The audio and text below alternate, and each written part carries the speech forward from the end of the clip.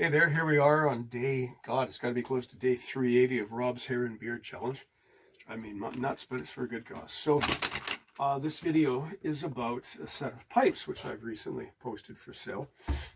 Don't really want to sell them, but I've got more instruments than I need. There's reasons. In any case, what we have here is a very, very faithfully accurate copy, a replica, really, of a set that was made by a fellow named, I think, James Egan, sometime around 1760. And this is what we call a Union set. Now, I had some guff with somebody about Union versus uileann, whether they're an interchangeable terminology or not. Yes and also no, but I'll refer you to the references. You can instruct yourself on that matter. But what we have here is a Union set, so named because, in this particular case, because it's the interval, it's the missing link, shall we say, between the pastoral pipes that started to emerge in the late 1600s,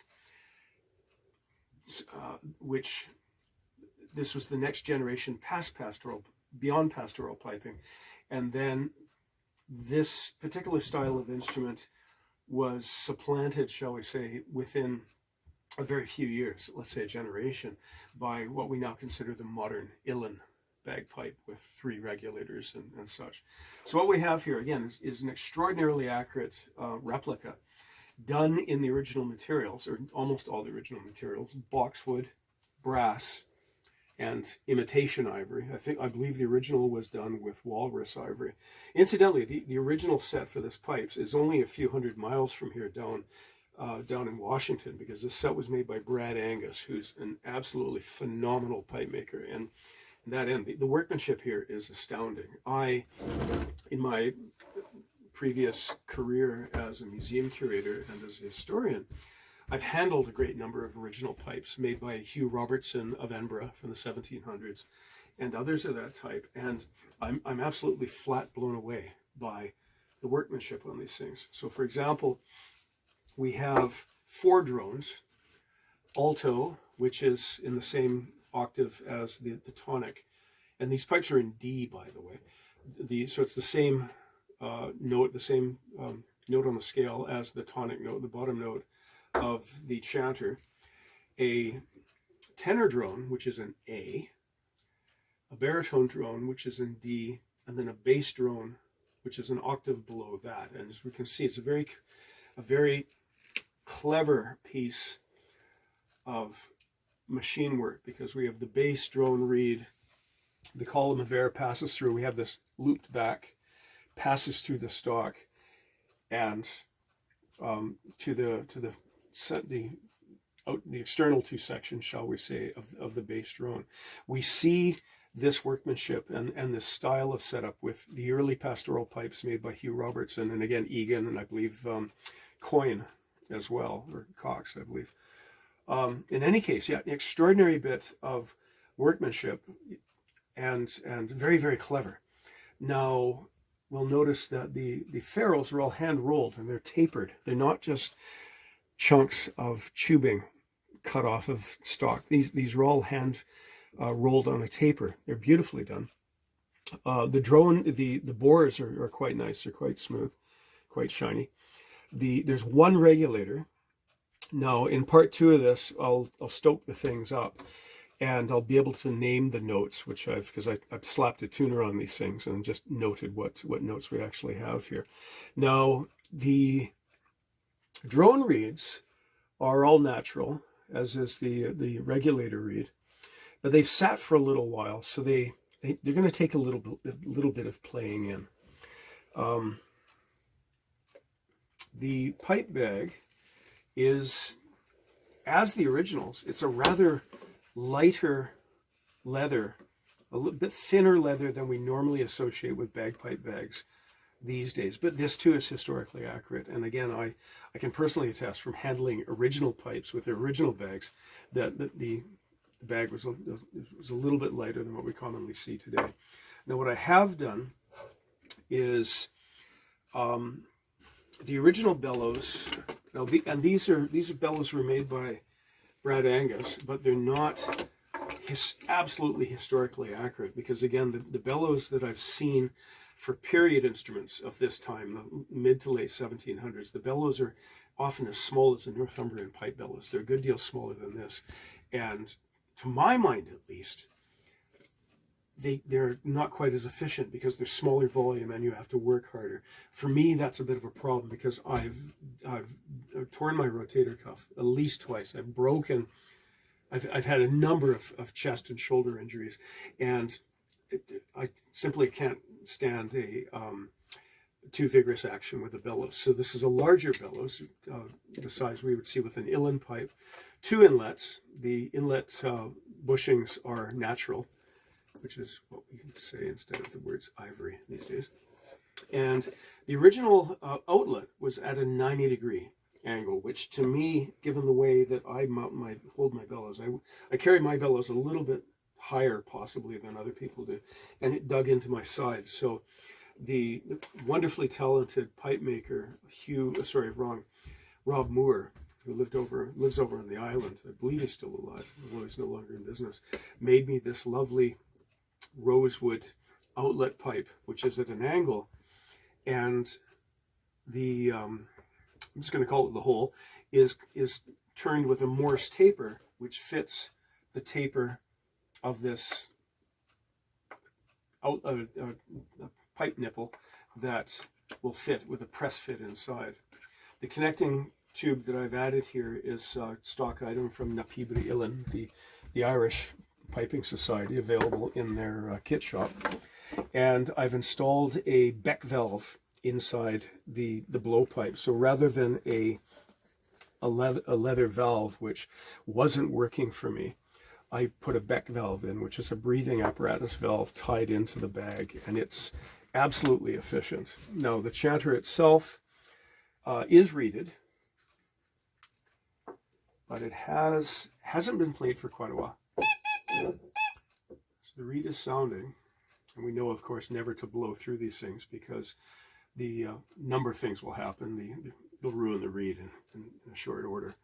As you can see, the holes have not, the tone holes have not been altered in any way. They haven't been carved out or waxed or anything else, because it gives a good octave. It gives a good scale.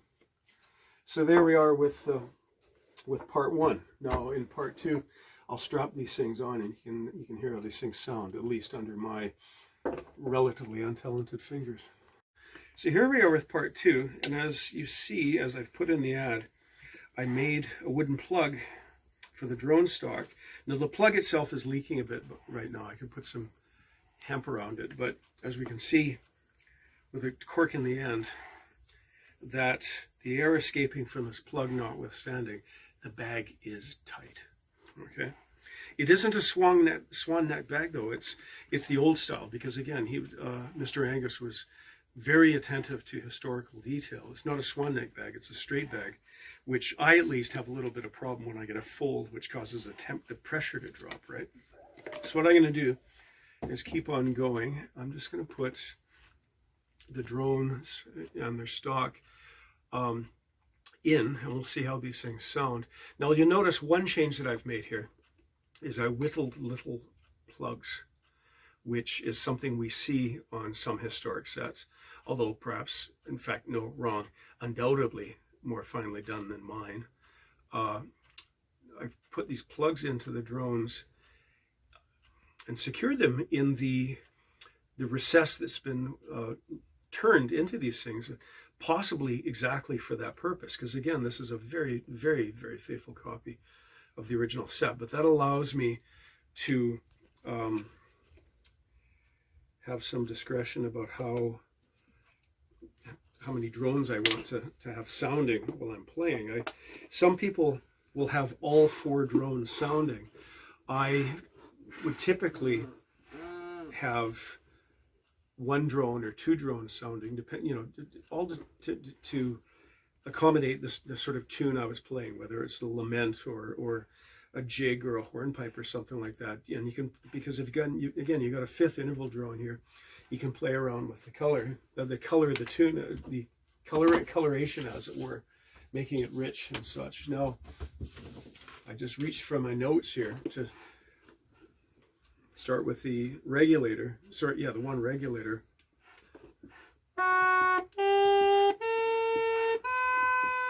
And that's at currently tuning. Yeah, that's F sharp, G, A sharp, and B.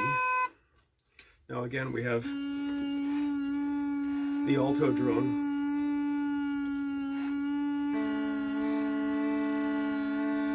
The tenor drone playing at A for a fifth interval.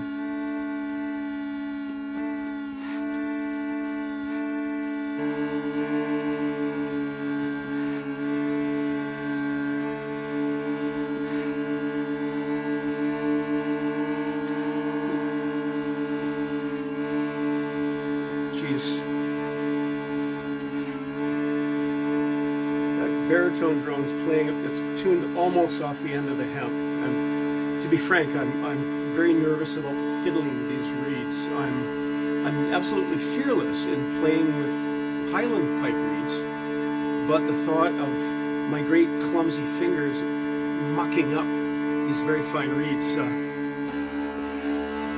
concerns me. So there you go, we have this lovely rich and full tone. Lovely accompaniment. And again, one can stop a drone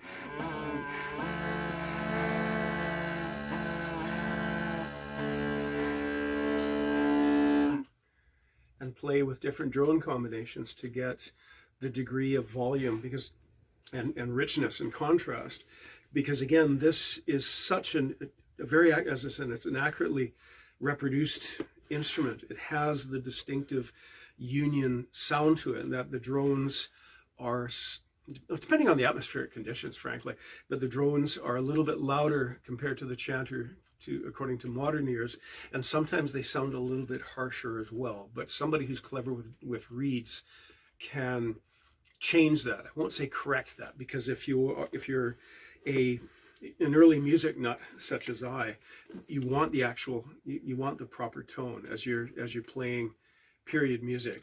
You want the proper period sound to the instrument. Now I'm just fiddling around quickly here, and we'll see if I can get the chanter sounding. Now again, it has sat for such a long time that although everything in the drones and the regulator are sounding, they're balanced well to each other, I'm not completely confident that the chanter will be playing at the same volume as the drones. But again, right, I'm reluctant to touch them, to make an irrevocable error. You know.